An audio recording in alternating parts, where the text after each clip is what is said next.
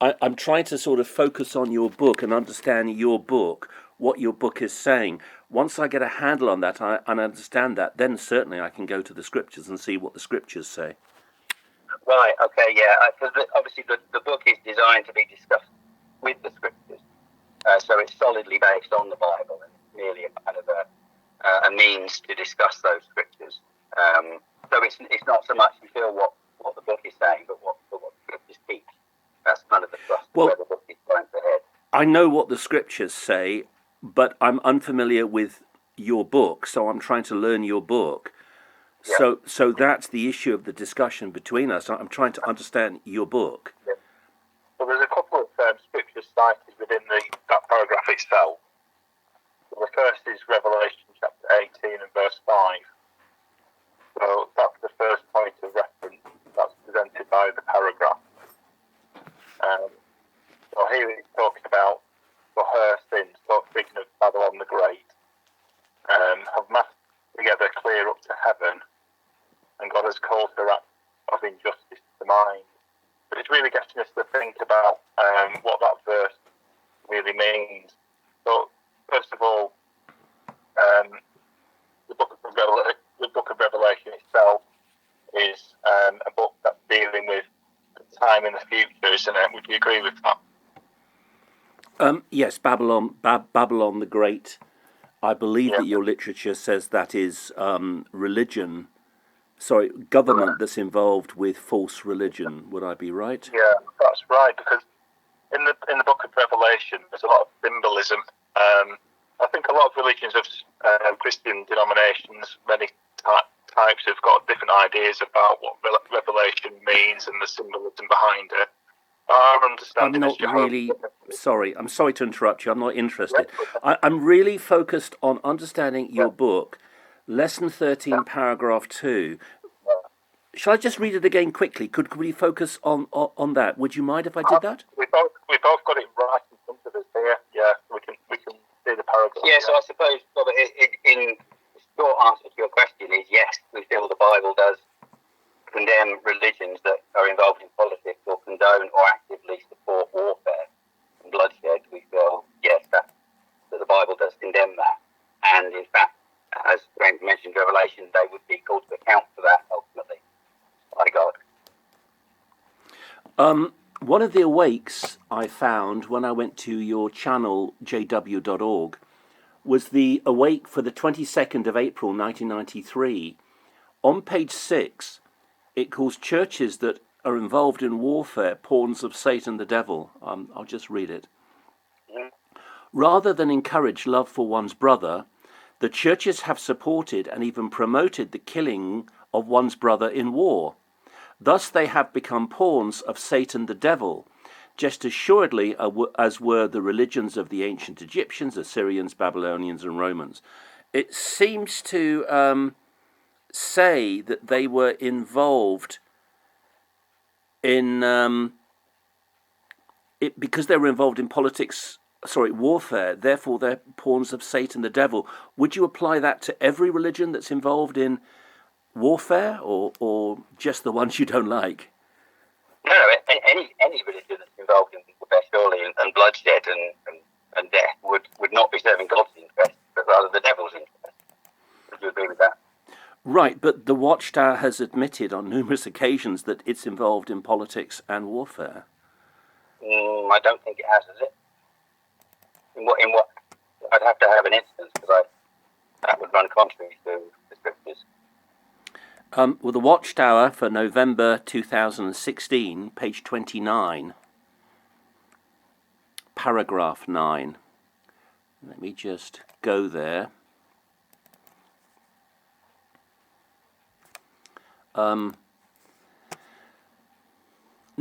This is paragraph 9. Not everything the Bible students did during the period between 1914 and 1919 was in harmony with scriptural principles. Although they were sincere and the brothers did not always have a proper view of subjection to the secular governments, therefore as a group they were not always neutral with regard to the war effort. For example, when the President of the United States decreed that the May 30th, 1918 would be set aside as a day of prayer for peace, the Watchtower urged Bible students to join in the observance. Some brothers purchased war bonds to provide financial assistance to the war effort, and a few even went into the trenches with guns and bayonets. That's very, well, firstly, they admit that they were involved with the government and warfare in that Watchtower article, but it's still highly dishonest, because they say the Watchtower urged Bible students to join in the observance. That's true, but they don't admit that Judge Rutherford, the leader at the time, he actually went on a raised platform with Protestant clergymen and Catholic priests, and Rutherford joined them in this day of prayer on the 30th of May 1918 to pray for American victory in the First World War. They don't admit to that. And then they also say some purchased war bonds, that's known as Liberty bonds sometimes. Some brothers purchased bonds to provide financial assistance to the war effort. Well, these bonds were known as Liberty bonds or war bonds, and actually the Watchtower actually encouraged them to buy those bonds. So this 2016 article is rather dishonest. It kind of tells the good side of what happened, but it doesn't tell the whole truth. Zion's Watchtower, 15th of May 1918, page 6257, is one of the Watchtower articles which encourages readers to purchase Liberty bonds, or they're also known as war bonds, to support the war effort. So the Watchtower publications themselves were encouraging Jehovah's Witnesses to support the war effort. So yeah, but since then, that's obviously been realised that was an error, and we've admitted to that error. And you won't find any references or any instances where that's been the case since. Yes. A more correct understanding of Scripture since then. Yes. There's many references to the Watchtower still being involved with government for a century, involvement with various governments, and involvement in warfare. What's the earliest reference to that then? Well, in the Watchtower, for the 1st of June 1947, page 173, that would be one example. It's talking about the situation only in Australia, so it's not talking about worldwide, but it's basically saying that in Australia, during the Second World War, which had finished 2 years before in 1945, of course, what happened was that young men who went for Bethel service were sometimes sent to work in canteens to free up soldiers to fight on the front line against the Japanese, or they were sent to, quote, work in machine shops producing instruments of war. Again, they're not fully honest. They don't say exactly which company that was, and I found out it's the Taylor-Craft Aircraft Corporation, which I think at the time was owned by a Jehovah's Witness. Taylor-Craft used to produce civil aviation, civil small aircrafts that, in the 1930s and 40s, aircraft were much smaller than they are now. But during the Second World War, Taylor-Craft only produced military aircraft for the Australian Royal Air Force. And the Bethel in Australia sent young Jehovah's Witnesses who were doing their service for Bethel. The Bethel would serve them, would send them to Taylor-Craft to work. This is the article, Watchtower, 1st of June 1947, page 173. It's a very long article. I'll just read a bit of it.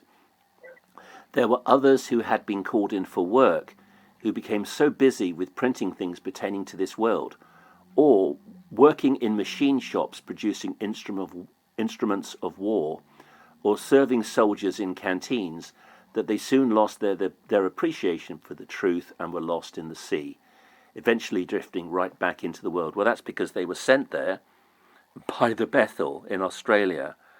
I found out that there's a yearbook that comments on this, and it admits that the Australian Jehovah's Witnesses had violated neutrality. That's admitted in the Yearbook of Jehovah's Witnesses, 1983, page 97 to 98. So, that's a second example, this time during the Second World War, of where Jehovah's Witnesses were involved with the military. Don't you think Jehovah's Witnesses are just like all the other religions, just like the Catholics and the Protestants? They're involved in politics and government. Well, that's an interesting perspective. I would disagree with that. Interesting in Revelation 18:4, where it describes God's judgment against false religion. The admonition is to get out of her, my people. So it is suggesting that there may have been unwise involvement, but the warning was to separate yourself from religions and these things that were done in error. And in fact, the Bible shows that from the early part of the 1919 onwards, that God's people did separate themselves. Jehovah's Witnesses started to separate themselves and correct some of these wrong situations and wrong views. So although you're quoting sort of things half a century ago, you won't find any references or instances, certainly not today, because we now recognise that we need to be separate and neutral. And Jehovah's Witnesses are acknowledged, as we speak today, as certainly being not involved anywhere in warfare. In fact, we're persecuted for our neutral stand, notwithstanding that in the past some may not have fully understood the scriptures, but that gradual cleaning up of God's people, I think puts us in a position where we can stand out as different now and take a neutral stand. And we're learning and changing all the time. I think there's been more changes in our organisation in the last 10 years than there's been in the last 100 years. So we're constantly working to try and understand what God's will is for the Christians today. And that, that's in harmony with the scripture as well. It says that the light will get brighter. And our understanding of, when the first century Christians were here on the earth, they had Jesus. He'd been there. They had gifts of the Spirit. We're trying our best to try and understand what the Bible is teaching Christians today, what it means for us. The scene of the world is changing, so we're having to adapt. Well, I would say, things were different in the past. You can't always judge what's happening now by what's happened in the past, because circumstances were different in the past. When you look over at Russia and Ukraine, for example, and Palestine and Israel, you won't find Jehovah's Witnesses fighting each other. They'll be helping each other. In fact, we know that Jehovah's Witnesses in those countries are helping each other, despite what's happening politically in those areas. We know, for example, that the Orthodox Christian Church is blessing age group. Is what? Sorry, just say that again. Please say that again. The Orthodox Church is what?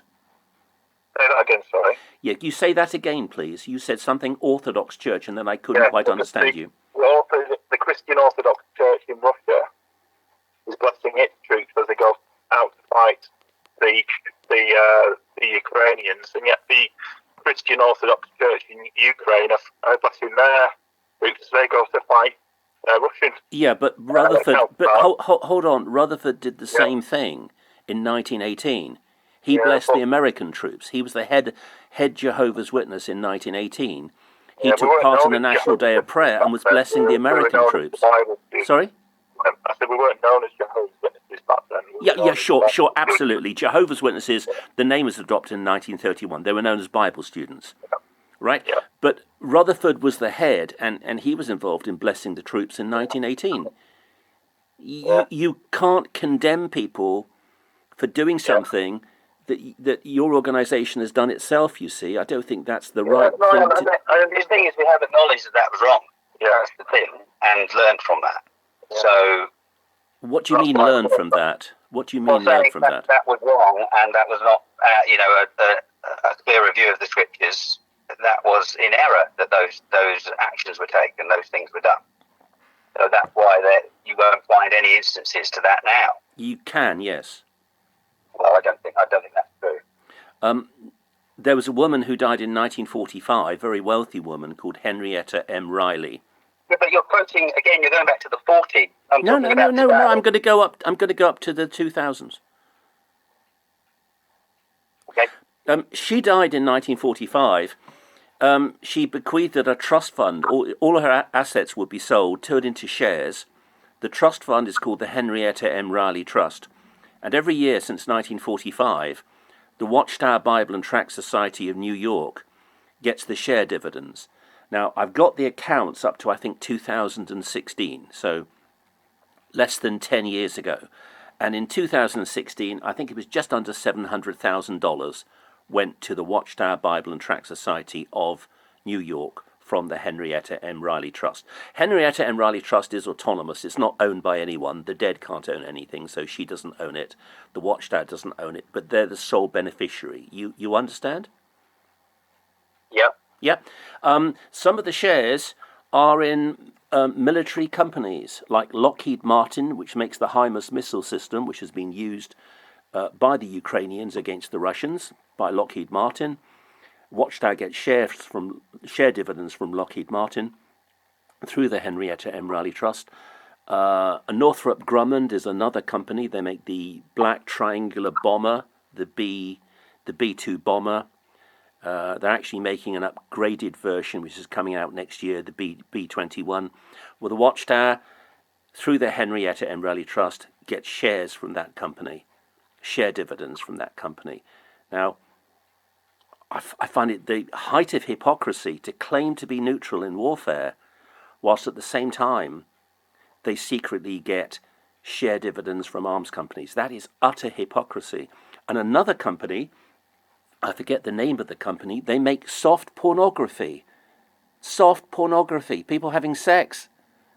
And the Watchtower gets share dividends from that too, through the Henrietta M. Riley Trust. You can find out about it if you go to the IRS. IRS is the Internal Revenue Service. It's the American tax authorities. And just look up the Henrietta M. Riley Trust, and you'll see that the Watchtower gets share dividends from soft pornography and from arms companies. I think they're just the same as all the other religious groups that you criticize. In fact, I think the Watchtower are worse because they pretend that they're whiter than white. They pretend they're neutral, and they most certainly are not. So where does that leave you in terms of, doing what is pleasing to Jehovah God from the scriptures? Do you have an alternative? Well, I think it's important to obey the teachings of Jehovah God, and I don't think the Watchtower Society does that. Okay. I assume you've sort of been involved with the witnesses in the past. Never. I used to be a oneness Pentecostal. I then left.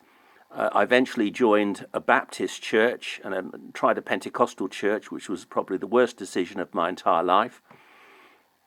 It's a long story as to what happened to me, so I won't go into that, but it was terrible. And I don't go anywhere now. I've never been a Jehovah's Witness.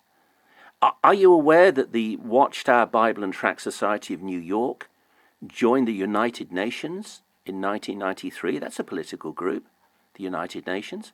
Lloyd Barry, your then governing body member, signed the forms of incorporation so that the Watchtower Bible and Tract Society of New York could be incorporated as a NGO, non-governmental organization, a branch of the United Nations.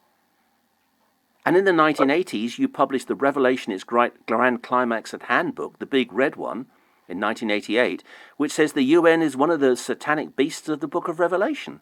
Well, 4 years after publishing that book... The United Nations, Pardon? The document that was signed by Lloyd Barry was purely to do with the continuing the incorporation of the Watchtower Society as a legal corporation. Could you say that again slowly, please? The document did not imply that we were members of the United Nations. It was to do with the continuing incorporation of the Watchtower Society as a legal corporation. And Jehovah's Witnesses have used many different legal corporations purely for practical reasons. They do not represent, or they're not part of the Jehovah's Witnesses other than to get the work, to facilitate the work in that particular country. So, for example, in the UK, we've always been registered as International Bible Students Association because it's a legal. You also have the Watchtower of Britain. I forget the charity number for that. That's another corporation here in the UK. Yeah. So, I mean, there are many things that you need to be involved in order to operate under government approval, but that doesn't necessarily mean that you either approve of what governments do or, are part of Satan's world, because you have to operate in it to some extent. You don't have to join. You don't have to join the United Nations. But we haven't joined the United Nations. You did. I've got a United Nations letter in front of me. It's got the United Nations. It's got the United Nations logo on the front, and it's signed by Paul Hoffiel, Chief of the NGO Section, Department of Public Information of the UN. I'll read it to you. It's dated the 11th of October 2001. This was a few days after the Guardian newspaper called the Watchtower hypocrites. There was a big scandal because the Guardian produced an article, 3 articles. I think the first was the 8th or the 9th of October 2001. And the Guardian newspaper of London in the UK stated that the Watchtower had joined the United Nations, whilst at the same time they were saying the United Nations was one of the satanic beasts of the Book of Revelation. So therefore, when the Guardian article came out, they resigned from the UN, and then they started lying about what that membership involved. They said it was just to get a library pass, which was a lie. So here's the letter signed by Paul Hoffiel. He's never been taken to court by the Watchtower. He distributed thousands of these letters because Jehovah's Witnesses around the world apparently contacted the UN en masse. And so the UN had to send out this letter signed by Paul Hoffiel. Obviously, it was a photocopy of the letter. It says, "To whom it may concern, recently the NGO section has been receiving numerous inquiries regarding the association of the Watchtower Bible and Tract Society of New York with the Department of Public Information, DPI. This organization applied for association with DPI in 1991. Oh, I got it wrong. It wasn't 1992, 1991. And was granted association in 1992. By accepting association with DPI, the organization agreed to meet criteria for association, including support and respect of the principles of the Charter of the United Nations, and commitment and means to conduct effective information programs with its constituents and to a broader audience about UN activities." In October 2001, this is just the day after the Guardian article, the Watchtower Bible and Tract Society of New York requested termination of its association with DPI. Following this request, the DPI has made a decision to disassociate the Watchtower Bible and Tract Society of New York as of the 9th of October 2001. Oh, so that's actually the day after the Guardian article. It would have been the 8th. "We appreciate your interest in the work of the United Nations. Yours sincerely, Paul Hoffiel, signed, Chief NGO Section, Department of Public Information, dated 11th of October 2001. Now, the UN distributed thousands of these letters. They're all over the internet. The Watchtower has never taken them to court for libel or slander or defamation. Because it's true. The Watchtower applied, Lloyd Barry signed the Watchtower into membership of the United Nations in 1991. He applied in 1991. That they reversed that once they realised the implications. Did you not just That's only when the Guardian called you hypocrites and pointed out that you were teaching at the same time that the UN was of the devil, but you were members of the UN. Can I just ask you a question? Yeah. Does it make sense to you that an organisation that would publicise that Christians shouldn't be involved with politics, whether that's the United Nations or any national government, would then go and knowingly sign some documents? You're breaking up a bit. I'm just trying to see the logic in this. You know, do you think it would make sense? Could you say that again? You're breaking up a bit. Could you say that again? Yeah, I said, do you think it it would really make sense. Could you speak more slowly? You're breaking up a organisation- little bit. Could you just speak more slowly? You're breaking. It's a bit hard to hear you. Yeah. I'm just saying, do you think it makes sense for an organisation to publicly in the magazines to say that Christians should be no part of the United Nations and then join the United Nations? Do you think that makes sense? No, I think it's absolutely crazy. No. But that's what the Watchtower has done. We're talking in the past here, aren't we? And I can't remember what I did in 1991. But do you think it makes sense? Do you think it makes sense that it's more likely that a mistake could be made there, or do you think it's just clear that they are just because the Watchtower. No, because the Watchtower is still involved with the United Nations today in 2024 through other organisations. There are so many organisations that it would take me ages to go through all of them, but one of them is called OSCE, Organisation for Security and Cooperation in Europe. It's a political organisation made mostly up of politicians from European parliaments. There are certain religious groups that are very active in OSCE, Scientology and Jehovah's Witnesses. The reason for that is that they are both fighting within OSCE to increase the hate crime laws. So Scientology and Jehovah's Witnesses, Scientology also have carts, by the way. They sometimes go out on the street with their carts. They want people arrested for disagreeing with them. So they're trying to increase the hate crime laws to include criticism of Jehovah's Witnesses and criticism of Scientology. Rather like in Germany, if you say that the Holocaust, where 6 million Jews were murdered, if you deny the Holocaust in Germany, you go to prison for 2 years. It's a criminal offence. Well, that's what OSCE and Jehovah's Witnesses... that's what Scientology and Jehovah's Witnesses are fighting for. OSCE is a political organisation. Jehovah's Witnesses have been involved with them for at least a quarter of a century.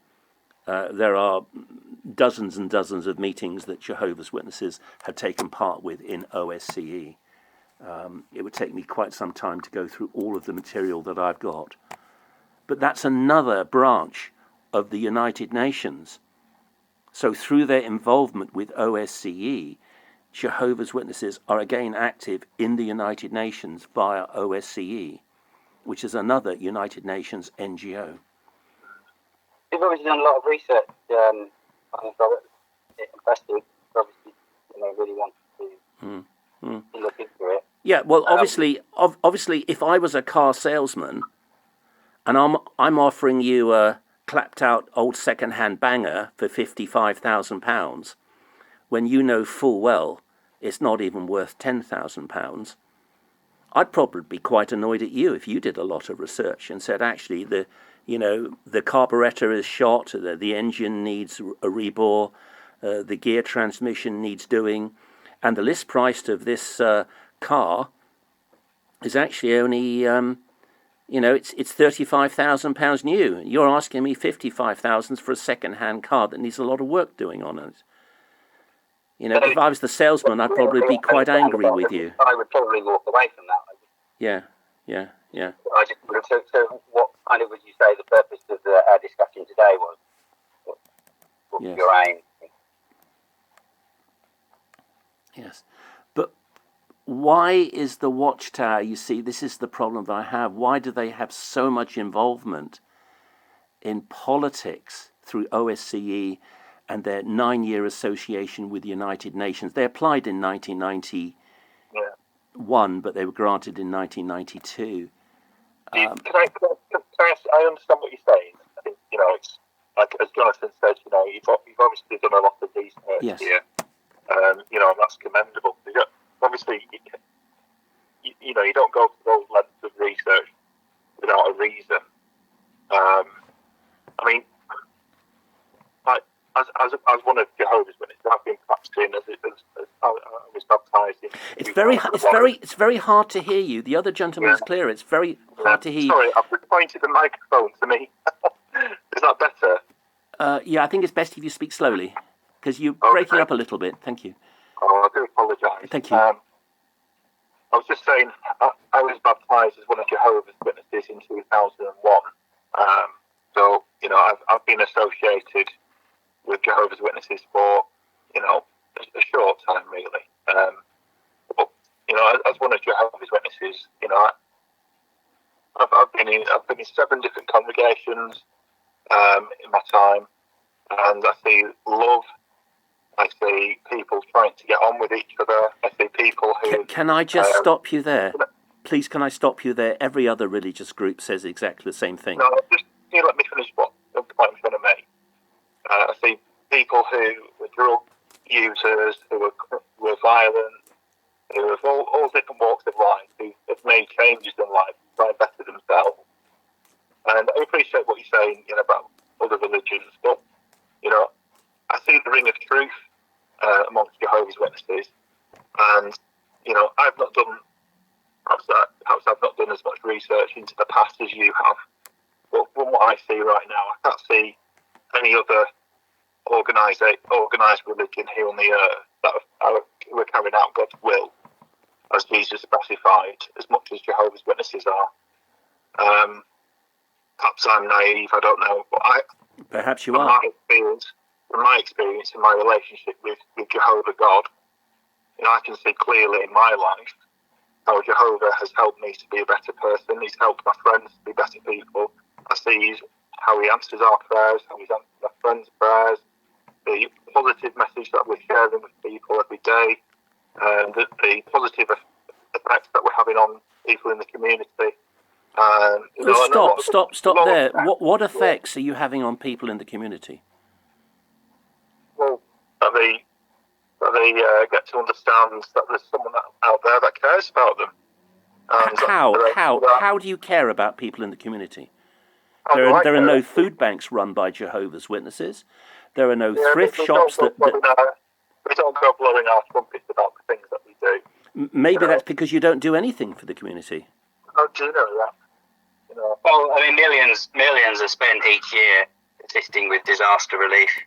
Not just Jehovah's Witnesses, but other people in the community. We're often the first people to arrive in a disaster zone to assist both physically, but also with pastoral care. Pastoral care, so it's distributing watchtowers, building kingdom halls, maybe some minimal help for Jehovah's Witnesses, but the non-Jehovah's Witnesses, the non-Jehovah's Witnesses, they get no help at all. I just feel you're selling to me. Honestly, you come across as a salesman who's selling. Her son had died, and we were able to offer her comfort from the scriptures and a listening ear.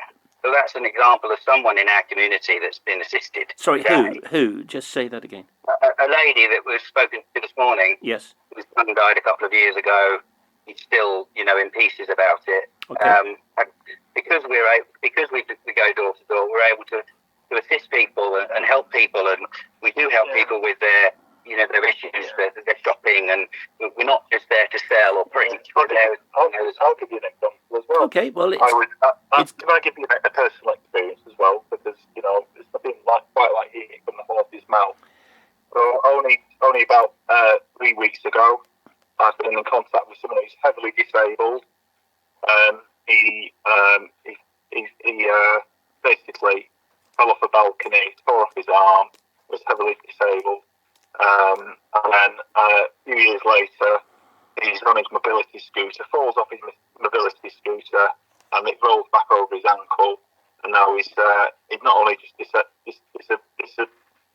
disabled in his upper body, now he's disabled in his lower body. He was let down by the NHS.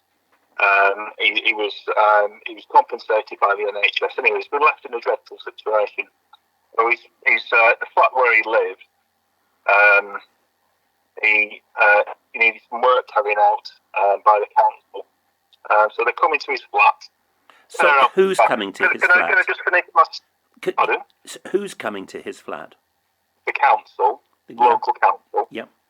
Coming to his flat to carry out some repairs. They don't assess his needs. They don't think about where his handrails were in his bathroom. And they take away his toilets, even though he's got problems with his waterworks. And and leave him in that situation for three days.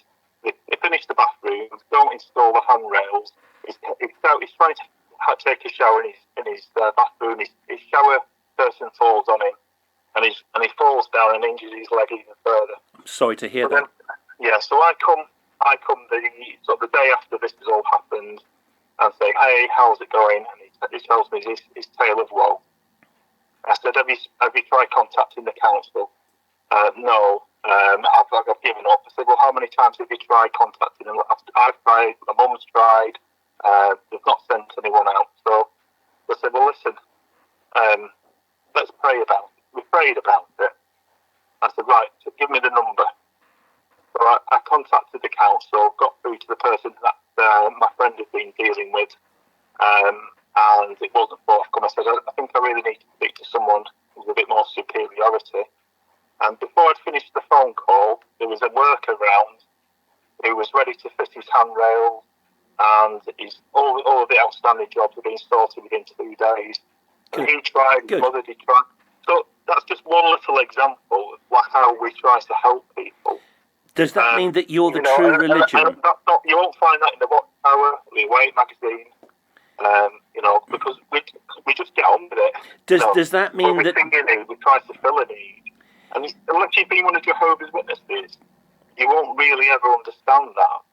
You can learn a lot from the internet and research, but if you were to spend a year of your life amongst Jehovah's Witnesses, you'd see something very different from the story that you built up in your mind. And I really, I think it's commendable that you want to try and find. You're trying to find justice. Can I speak? But you've got to experience what it's like to be one of Jehovah's Witnesses before you can really condemn us. Don't you think any other religion could say exactly the same thing? The Mormons are the true religion because we help a disabled person here and we help a disabled person there. The Seventh-day Adventists, the Pentecostals of all the different Pentecostal sects, Iglesia Ni Christu, they could all say the same thing. We're the true religion because we help this person who's disabled. You just said a while ago that we don't do anything, and that we don't help people. No, I didn't. No, I did not. I know that there are some. I know there are some individual Jehovah's Witnesses like yourself who do good deeds, and I commend you for that. What I'm saying is the Watchtower Society, the Watchtowers of Pennsylvania, and the Watchtower of New York do very little to help people. After a hurricane or a typhoon disaster, yes, they have spent money. Most of that money is going on helping the kingdom halls to be rebuilt. Sometimes they will also help, and sometimes they will feed, to a small extent, Jehovah's Witnesses. But they're notorious that they don't really want to help people who are not Jehovah's Witnesses. But you're saying that as if you've been involved with that. I mean, I'm involved with disaster relief activity, and that's not my view. So I'm surprised that you have that. Disaster relief in Morecombe in Lancaster? Yes, certainly during the pandemic, yeah. Okay. Help was given. Yeah, I don't deny individual Jehovah's Witnesses do help people, and that's good and that's commendable. Could I ask one final question? Because I do feel that you've ignored everything I've raised. You've just brushed it off and you've given me a sort of sales talk. The final thing I want to talk about is the Ram-Cam Engine Corporation. Now, it was set up... Well, to be honest, I've got to stop you, because I'm not quite sure what I did ask you what was your goal here? What was your purpose? Politics and the military. Politics and the military. I said at the start, I wanted to discuss politics and the military, which is Enjoy Life Forever, Lesson 13, Paragraph 2. The Ram-Cam Engine Corporation, it's had various name changes, but it was set up in 1992 as Sky Technologies, then they became the Ram-Cam Engine Corporation. What they are is they make engines with ceramic parts. Engines get very hot as bits turn around inside them. So if you make an engine with ceramic parts, the ceramics can get very hot. They don't melt, because steel will eventually weaken and melt. Now, the Ram-Cam Engine Corporation, it was run by James McCann, and I don't know the exact date, possibly about 20 years ago, 25 years ago, half of the shares were donated to the Watchtower, and I think that's the Watchtower Bible and Tract Society of New York rather than Pennsylvania, but it's hard to find the facts. James McCann retained the voting rights, but half the shares, worth millions, were given to the Watchtower Society, probably because the co-owner of the company probably passed on. That would probably be a relative of James McCann. But he kept the voting rights, so he still runs the company. Now, what the Watchtower did with those shares, I don't know. They might still have them today. They might have sold them the very next day. But the thing is, they accepted the shares.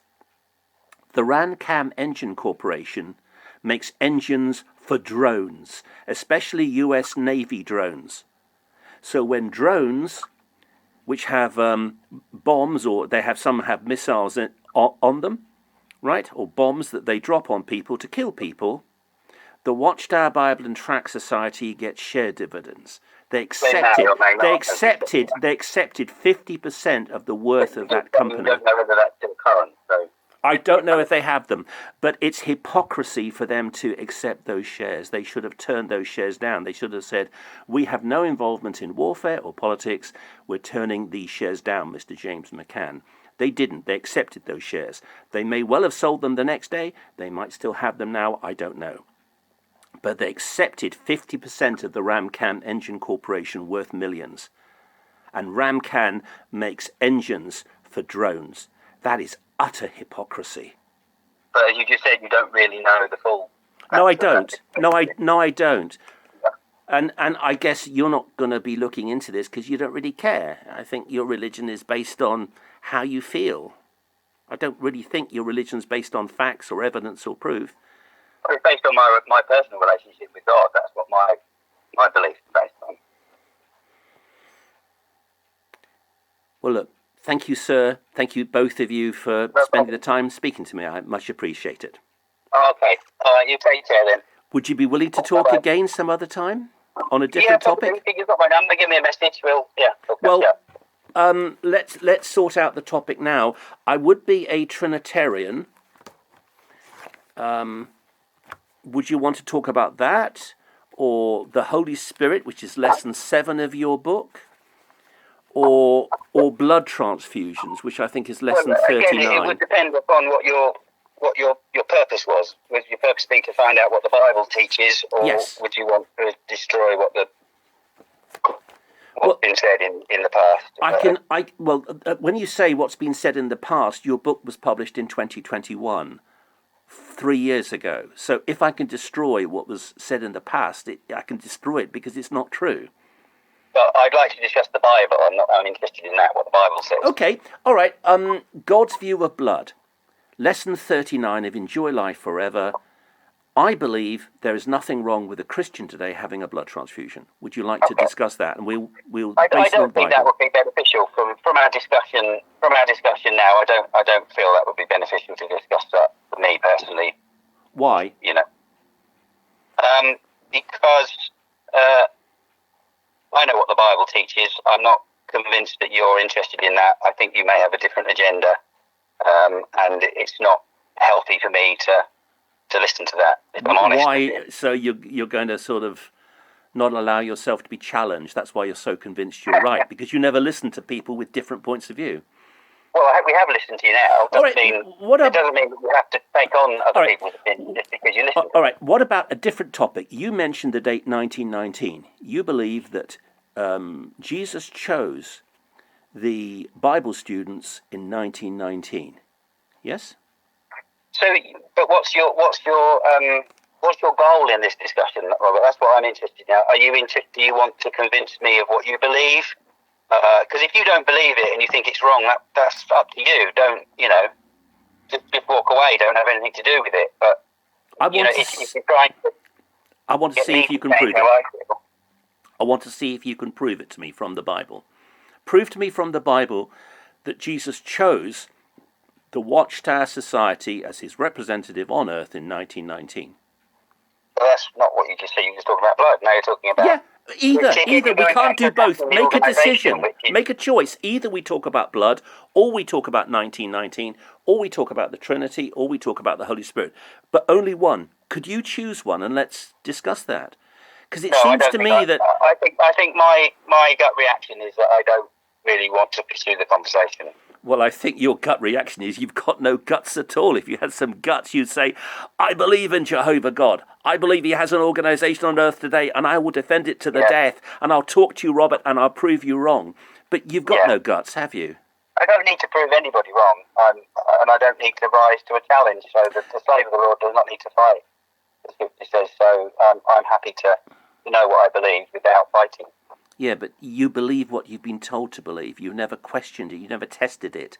So it's valueless because it's a faith that's never been tested. You're making huge assumptions and statements that are sweeping that are just not true. So look, I'm happy to talk again. What topic would you want to talk about to me? Here I am. I'm a Christian man. I don't go to any church at the moment. I've told you I'm a Trinitarian. Is there one topic you would like to show me? No, there isn't, if I'm honest, because there's lots of people that, I feel it would be a waste of my time based on our discussion now, if I'm honest with you. All right. All right, well, I'll let you run along. Okay. All right. All right. Bye-bye. Bye.